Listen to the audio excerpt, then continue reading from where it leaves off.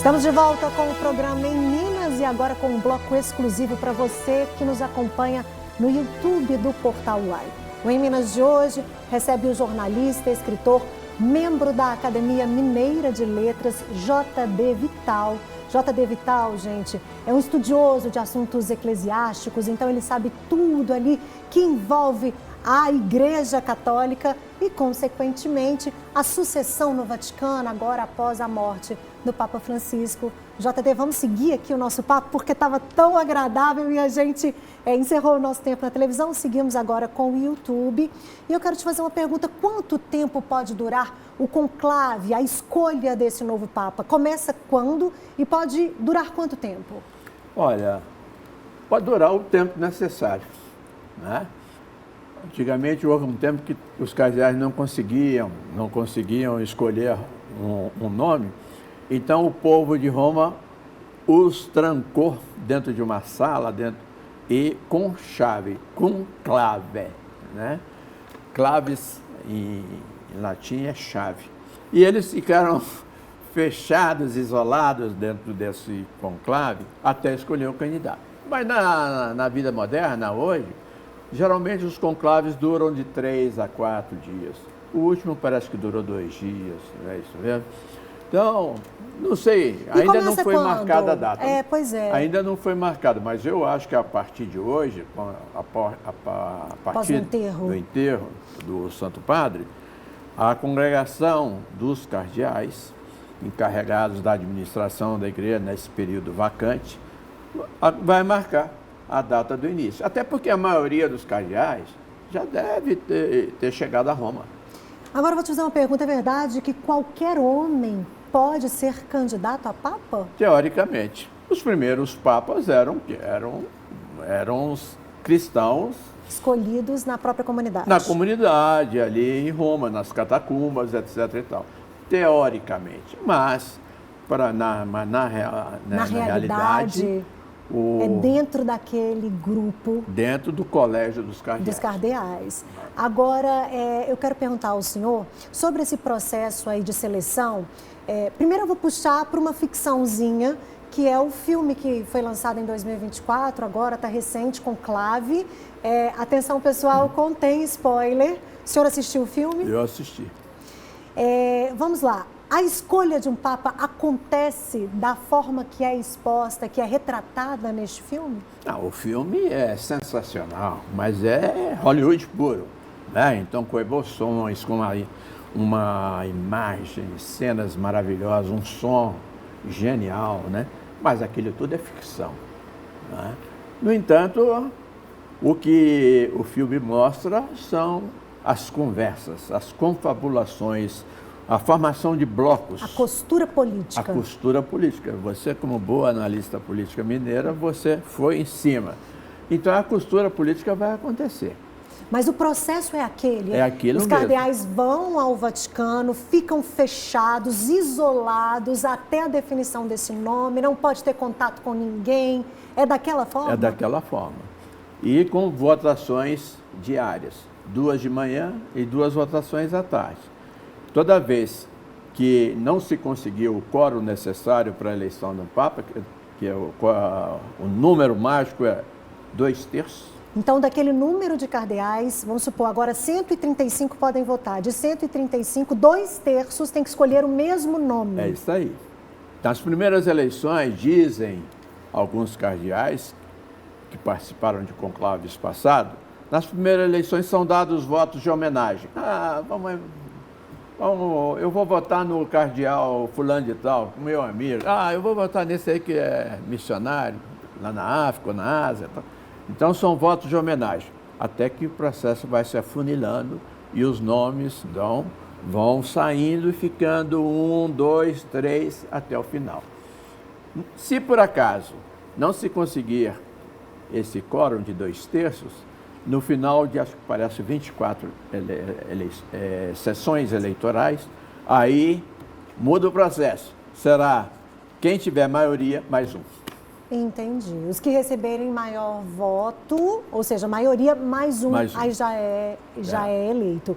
E é em cédula de papel, tem toda aquela... Cédulas de papel, onde ele escreve, eu elejo para como sumo pontífice fulano de tal, tudo em latim. Né? Eles mantiveram o latim, até porque ali tem gente do mundo inteiro. Hoje, o Colégio dos Cardeais, depois do pontificado do Papa Francisco, ele se internacionalizou de tal maneira que a Europa ainda tem o maior número de cardeais. Parece que eles têm 53. Mas a Ásia tem 23. A África tem 18. A América Latina tem 17. A América do Norte tem 18. Então você vê, tem gente do mundo inteiro. E o que os une? É o velho latim. E eles escrevem o nome vai para lá, a junta apuradora, né, vê. Faz a apuração. Se não se conseguiu eleger, eles queimam e a fumaça sai preta. Ia perguntar exatamente sobre isso. Então, quando a gente vê na televisão aquela fumaça saindo e abemos Papa, a fumaça tem que ser? Branca. Branca. E como é que é branca e como é que é preta? Se for fumaça preta é porque não tem o nome ainda. Né? E eles adicionam produtos químicos nos votos queimados para transformar a fumaça numa fuligem negra ou outro tipo de produtos químicos para transformá-la em fumaça branca. E aí o mundo cai no aleluia, habemos papam, né? Tomara que seja um bom nome. Tomara que seja um próximo bom nome. Aí no bloco anterior, o senhor havia nos dito que tem uma preferência caso pudesse escolher que esse novo Papa seja de origem africana. Isso vem também pela representatividade e pela uma esperança de continuidade do legado do Francisco, para a gente viver naquela abrangência e valorização de minorias, o que ele fez muito durante o papado dele, durante o pontificado dele, digamos assim. Eu concordo com você, com o que você disse. Eu penso assim, não só eu não, eu tenho ouvido comentários de vaticanistas do mundo inteiro dizendo que talvez fosse o momento da igreja escolher um candidato que fosse da África ou da Ásia. Mas né? Seria um Papa negro, é isso? Ou um Papa negro ou um Papa amarelo, não é isso mesmo? Da Ásia. E você tem, por exemplo, bons nomes da Igreja Católica na África e bons nomes na Ásia. Aliás, na Ásia hoje você tem um nome que desponta como disputando o favoritismo com o cardeal italiano Pietro Parolin. Pedro, né? Pietro. Tem um nome asiático que concorre com ele. Ele é o cardeal de Manila, ele é filipino. Ele se chama Luiz Antônio Joaquim Tagle. Guarda esse nome. Todo mundo está falando desse nome, cardeal Tagle. Dizem que ele é o Francisco asiático, o Francisco filipino. Por quê? Ele tem preocupações sociais, ele condena as guerras, ele defende a participação da mulher mais intensa na igreja. Né? E é um homem preparado, ele estudou nos Estados Unidos, na Universidade Católica de Washington. Então, e ele tem vários cargos na administração vaticana. É um homem, né, que pode vir com uma face nova, uma face... Não é um negro como Barack Obama, é um Barack Obama de olhinho puxado, vamos dizer assim. E dentro dos assuntos eclesiásticos, quem sabe ele não vem aí como um nome que pode ser que concorra fortemente, apesar de que essa eleição, eu vou chamar de eleição, gente, porque a escolha de um Papa, mesmo sendo ali dentro, não deixa de ser um processo... Mesmo, é eleição mesmo. Né, dentro da igreja.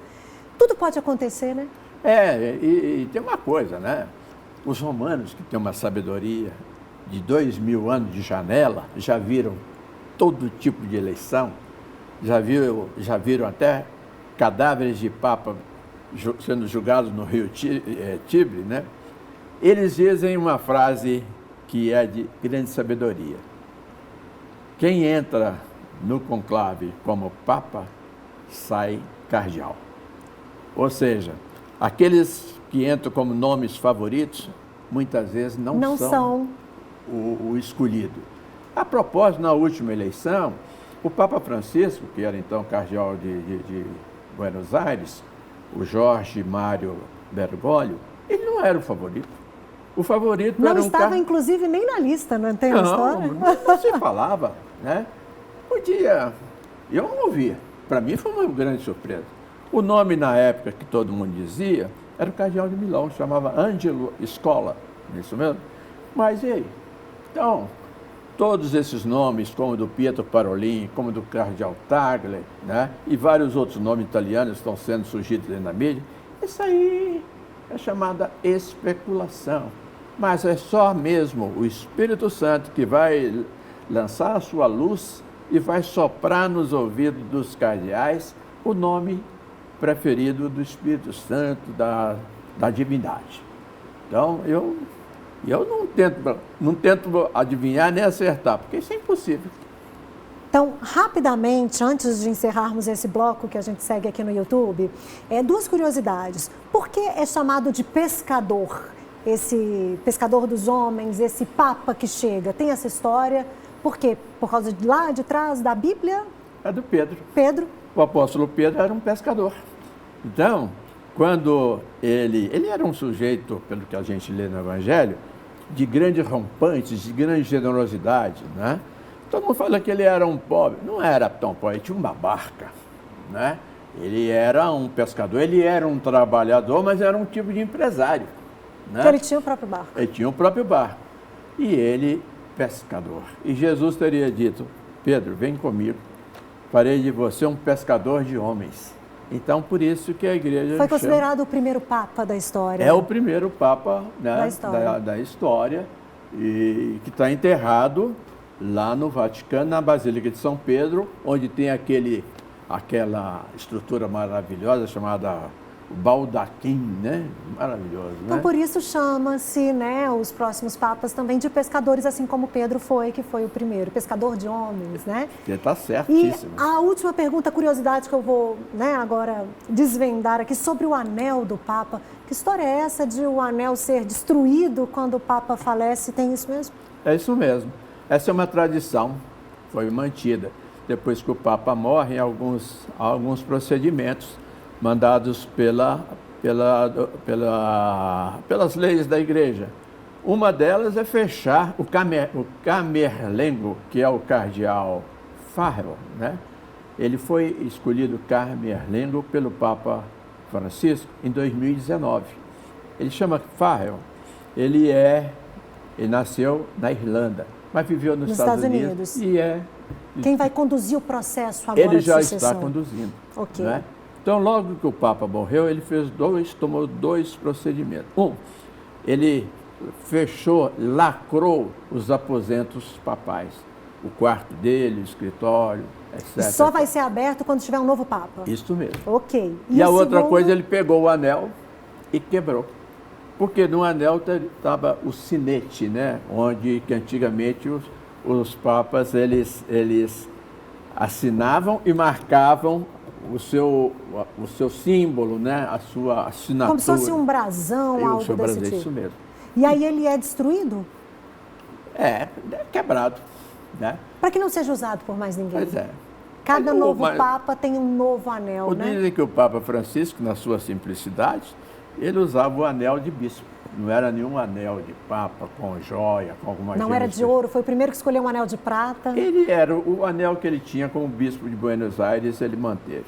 Então o Papa Francisco, ele tinha essas... Uma simplicidade. Você falou bem. Não é isso?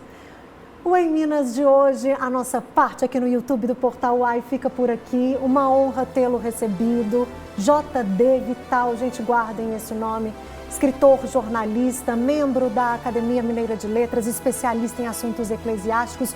Muito obrigada pela nossa conversa. Espero que tenha sido tão proveitoso para vocês como foi para mim aqui. E, recomendo fortemente o filme que está, se eu não me engano, na Amazon Prime, não é isso, JD? É verdade. Conclave, gente. Se você se interessa por assuntos do Vaticano, sobre essa sucessão aí, né, a escolha do novo Papa, recomendo fortemente. Muito obrigada.